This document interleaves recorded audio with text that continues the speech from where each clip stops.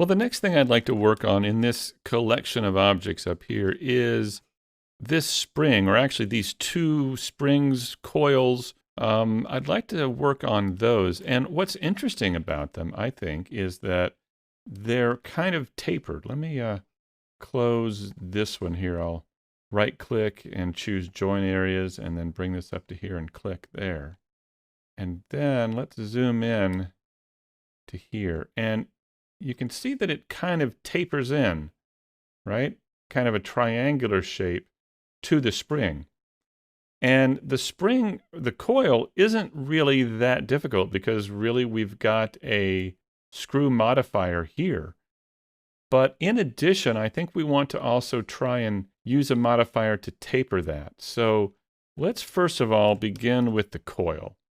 And to do that, I'm going to hide, well, first of all, I'll bring back this cutter and I'll delete it. I don't think we need that.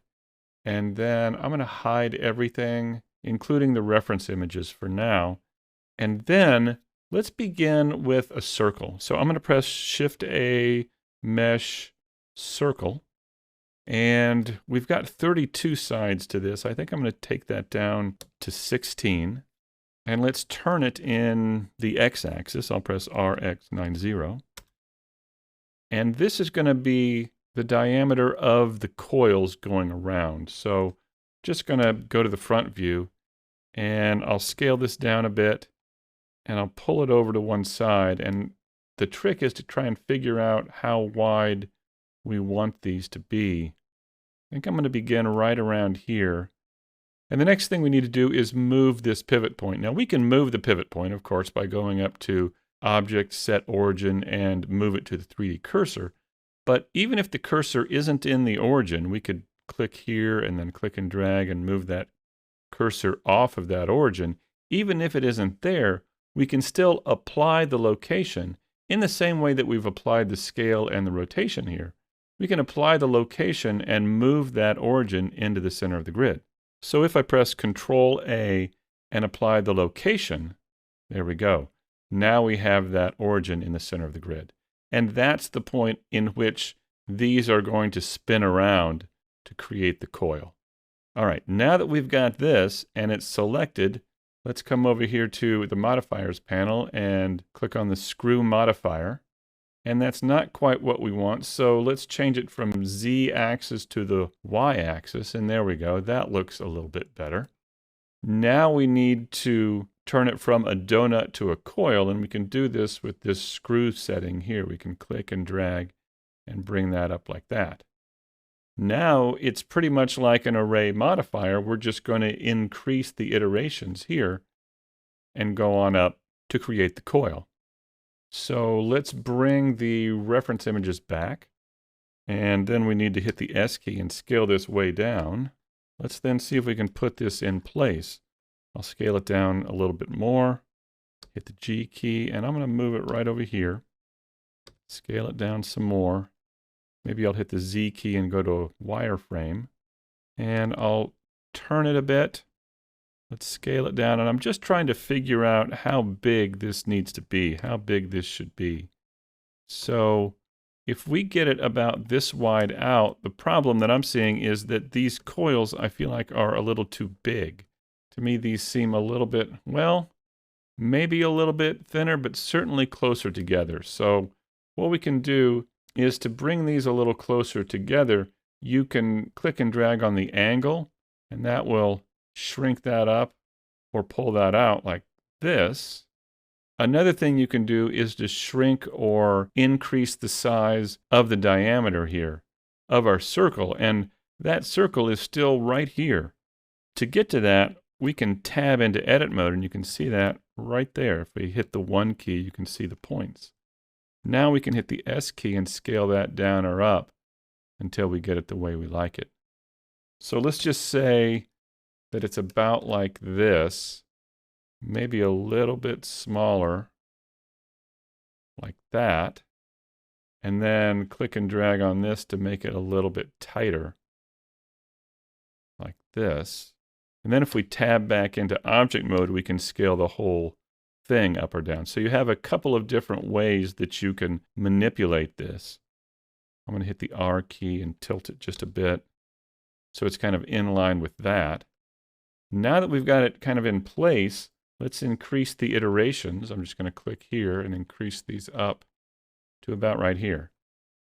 So something like that. Now, as I said, it looks like these coils kind of taper up to the top here, get smaller as we get to the top.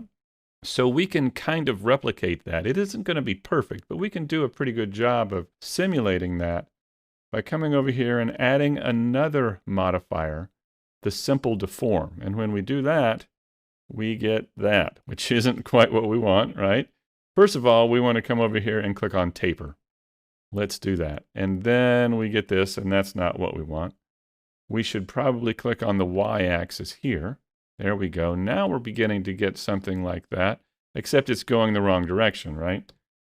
So what we can do is click and drag in the factor and bring this down. Now, I'm just going to go ahead and type in 0 to begin with it like that. And then let's just click and drag that top part down. You can see we can bring it down some. And I don't want to bring it down a whole lot, just a little bit, like into the negative territory, just a little bit. And the reason why I don't want to do a whole lot, if you take a look at it, what it's doing is it's actually collapsing the coil. So you can see it's just getting flatter and flatter.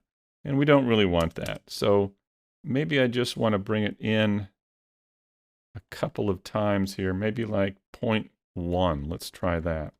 See if we can see that taper there. Yeah, I think that's a good enough taper without destroying the circular part of the coil there. I think that's pretty good.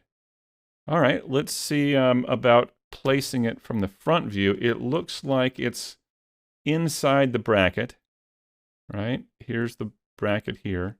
Maybe inside that and behind the horn. Let's try that. Maybe I'll move this up. And I am in local transformation mode here. All right, we've got that. That's pretty good. Now I think we just need to mirror it over. And to do that, I'm going to first of all move that cursor into the center of the grid again with Shift S1. And then I'll change our pivot point to the 3D cursor right down here. Now let's try and mirror that over. I'm going to duplicate it, Shift D and enter. And then I'll press Control M, hit the X key and enter. And there we go. So now we have them on two sides.